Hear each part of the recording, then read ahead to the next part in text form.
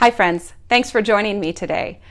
Today we are going to talk about slow brew iced tea. So let's get started.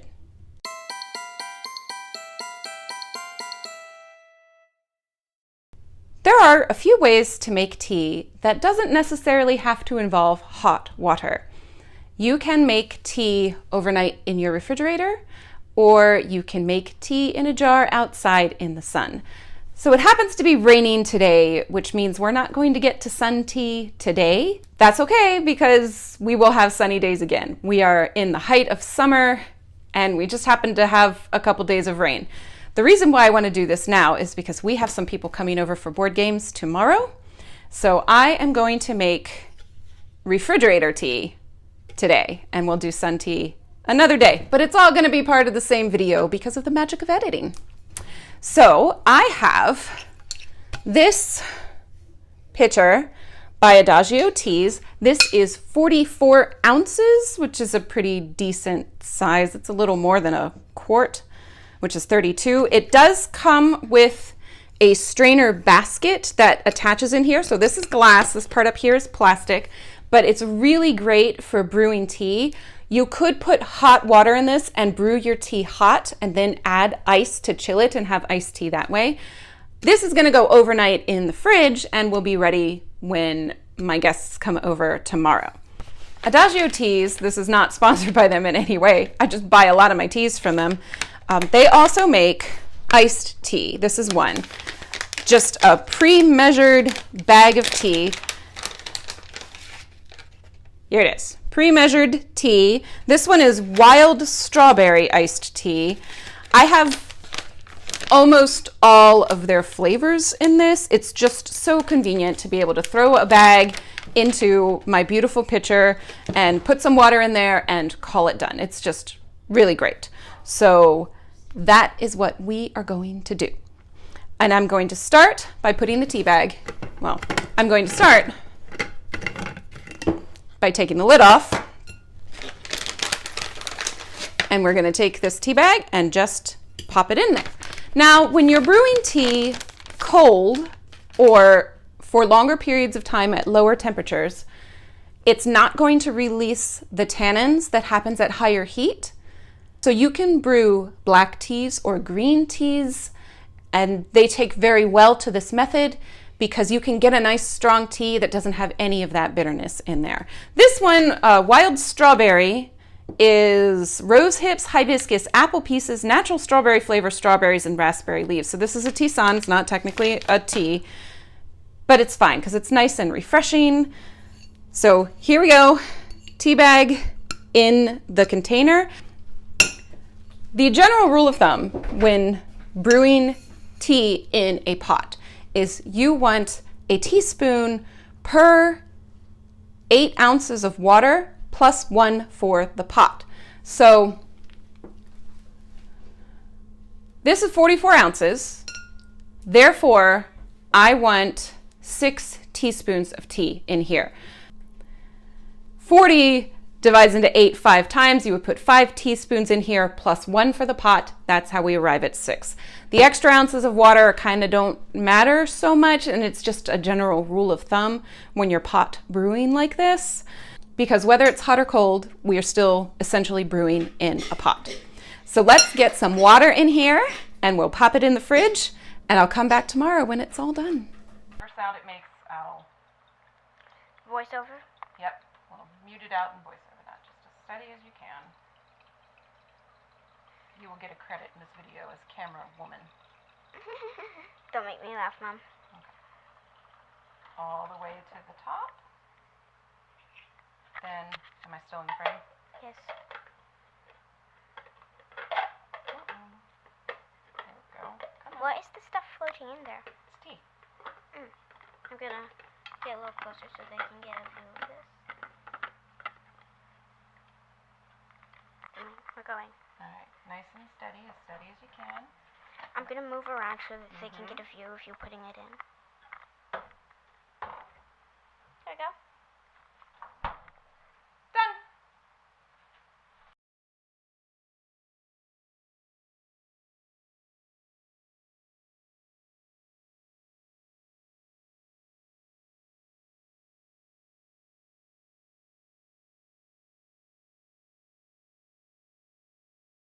Okay, so I have pulled the pitcher out of the refrigerator.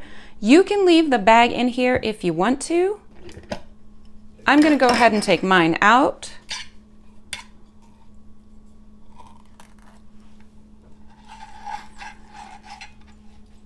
In this case, this is a tisane, so you can leave it in as long as you want to. I just like to pull it out. And then the entire thing will go back into the refrigerator until people show up. Now, as I predicted, it is too cloudy to do sun tea today, so that will probably be, well, whenever I have sun. But I do want to talk a little bit about how to make sun tea. Heat and light and water are all a perfect recipe for growing bacteria. In particular, this combination can produce Staphylococcus aureus, which is the bacteria that basically creates a food poisoning. So you don't want to leave your tea out in the sun for too long, lest bacteria grows and then everybody who drinks it gets sick. Making sun tea is best in glass containers because flavors can leach from plastic and you don't want plastic to flavor your tea. I'm reading my notes here, that's why I'm pausing. The general rule of thumb is 2 to 3 hours of setting your tea in the sun. Then you bring it inside, remove your tea bags or don't, and then refrigerate it until you're ready to drink it. Refrigerating stops the growth of that bacteria that we don't want to consume. Now, there are some people who will leave their sun tea out for 4 or 5 hours. That is starting to get into dangerous territory, and it's generally not recommended to do so. That's really kind of the same with any slow brew tea. You don't want to leave it out. We want to practice safe food and things that you consume so that you don't make yourself sick in this process. So what I didn't talk about when I started this is some of the benefits of the slow brew tea. Slow brewing can develop a more complex flavor. It drastically reduces the tannins and astringency of tea. Cold brew overnight in the refrigerator, like I just did, tends to be safer than sun tea. So sun tea allows different flavors of the leaf to really pop out. Some flavor notes can last longer, creating a smoother and gentler experience. It tends to be milder and less bitter than hot brew. If you want to add ice without diluting your tea after you complete the brewing process, you can always make ice cubes out of tea, which is great fun.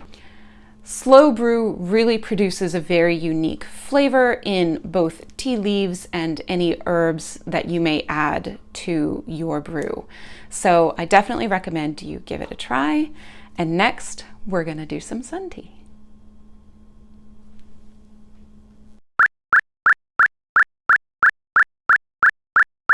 All right, friends, today is the day. We have a beautiful sunny day today, and let's make some sun tea. I have a glass jar. This says it is half a gallon. We are going to put some tea in it. Half a gallon is about 64 ounces. If you know you like your tea stronger, you can put a little bit more in.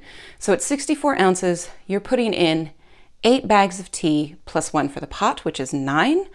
I'm going to throw 10 in there. So this is my English breakfast tea, and they are 2 tea bags together. So we're just going to go 2, 4, 6, 8, and 10. There we are. And I am just going to fill this up with water. And here is my jug of water and tea bags. And let's head, I'm looking over my camera to my back deck, and I think there's a couple spots where I can set it that it'll be nice and in the sun. So we are under a high heat advisory for today. It is possible that just the ambient heat outside is going to be enough to brew this. So I am going to set a timer for 2 hours. There's a lot of trees back there, so it's going to be kind of shady at some parts too. So I'm going to set my timer for 2 hours, and then we're going to check it. It's perfectly fine to go out and check your sun tea and test it for flavor and see if you need a little bit more time. And if it's too strong, we'll definitely take it out of the sun at that point, and then maybe remember for next time that that was too long for you. Additionally, because sun tea is a slow brew, if you need to dilute it because it comes out too strong, that should improve the flavor of it. So there are always things that we can do to make our tea come out okay. You can add sweeteners. Yeah, but to the deck.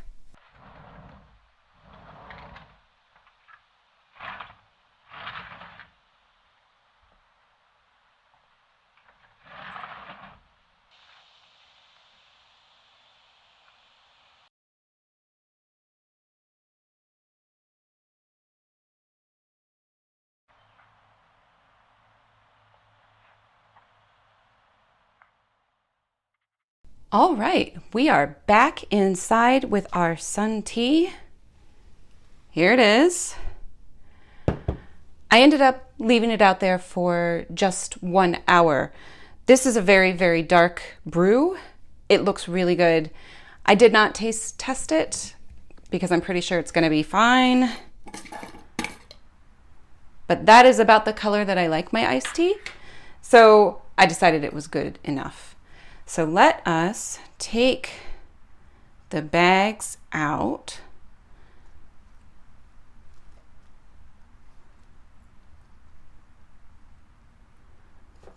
And then what I am going to do is, all right, drop that tea bag right in there. I am going to decant into this plastic pitcher that has a pour spout and a lid, so that it will be easier to pour out. This jar was really, I just bought it for the sake of brewing, but it doesn't have a pour spout. So we are just going to make a big mess because it doesn't have a pour spout. And it's glass and heavy, and I'm doing my best here. There we go. Whoop. Making a small mess. Now, I think I mentioned yesterday when I kind of recorded the information about this that you don't want to brew in plastic just because plastic can leach flavors into your tea that you don't want. So brew in glass, but it's okay once the brewing process is done to transfer that to an iced tea pitcher like this one. There we go. Not a huge mess, a little bit of a mess. All right, and now I have a half gallon of tea. Just putting the lid on that there. This is going to go right into the refrigerator. It's going to chill my tea. So the tea it's not warm. It's not like I just poured hot water. It definitely brewed in the sun, but it did not make the water hot, which is fine. It feels room temperature, maybe a little bit more than room temperature. So this is going right in the fridge. And for food safety, we're going to drink this in 2 to 3 days. And that's it. That is how you make slow brew tea. From a food safety standpoint, it is safer to brew your tea overnight in the fridge than it is to make sun tea outside. But making sun tea can be very fun. It's a fun summer tradition for a lot of people. And just as long as you're safe, then you won't get food poisoning from your tea. Now I did see an article from somebody at a university who said that the possibility of bacteria growing in your sun tea is still pretty minimal. A lot of it depends on the cleanliness of your tools when you start. much like canning. If there's something in the can, when you put your food in there, it's going to contaminate your food. And sun tea is kind of the same thing, but putting things in the refrigerator and getting it into a nice cool temperature is exactly what we do to prevent bacteria from growing. And that's what I'm going to do with this. And I'm going to chill it for a little bit and then drink some, because that's what it's for.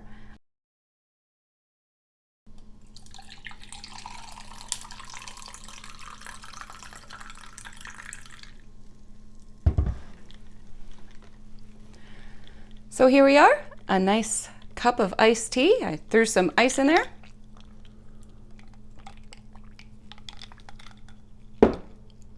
So good. You may add sweetener if you want to. Just remember, sugar does not dissolve when it's cold, so you might want to add something like honey instead. I don't like to sweeten my tea, so here we go. Really great on a hot day like today. That's how to make tea, slow brewed, so it's not bitter or astringent. You might find there's some new flavors to your tea when you brew this way. And I hope it helps to keep you cool. Thanks for joining me today. I am grateful for you, and I'll see you next time. Bye.